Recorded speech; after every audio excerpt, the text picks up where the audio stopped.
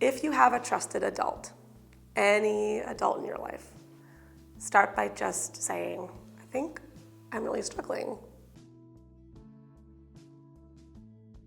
I'm Megan Kisling. Ian Miller. Victoria White. Kevin Toro. Magali Olander. Anxiety to me comes down to a lot of irrational thinking. Thinking I'm going to fail this test, or I'm not good enough at something, and that can cause those feelings to kind of like build up inside. It's definitely like a lot of this kind of energy that gets built up through different stressors throughout the day that you kind of can't use. I think of anxiety and depression often as two sides of the same coin. The anxiety makes it hard to engage. And when you're having trouble engaging, that's when the depression kicks in as well. Especially students that I've worked with that get really anxious and overwhelmed will then feel really bad about themselves for being anxious and overwhelmed. And so that's how it kind of fuels how they can be connected. Usually during the school day, I stand during all my classes. That's just an anxious thing. But the one that's been more prevalent, at least this year, is depression. I always had issues kind of controlling my anxiety, and I felt like that energy that I was just talking about was always welling up inside of me. Anxiety is a feeling, nervousness, fear, worry, those are all normal feelings, and so everyone's going to have them.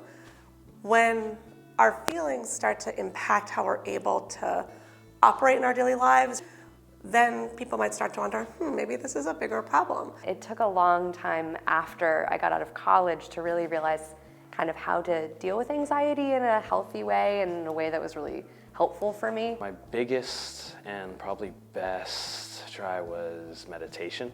Other stuff that really helped me out was exercise. I mean, I have my fidget cube right like as we're talking. One of the things that I find the most helpful for me is journaling. When I feel anxiety coming on, or when I feel like things that are making me anxious, those triggers kind of get to be too much. If I write them down and if I kind of process through writing, I can kind of get to a place where I'm much calmer and more rational and more able to kind of look at things clearly and not let that anxiety voice kind of take over. I stay after school, I go to sporting events, I go to plays, I go on runs. I try to do anything to keep myself engaged and focused on something else. You have to recognize that, stressors are going to go up, and so I'm going to start to feel anxious.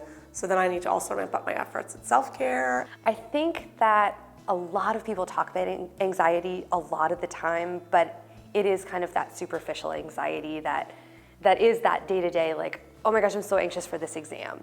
I think it's a very like shallow topic. Not that no one wants to talk about it, but that's just a little bit of a stigma.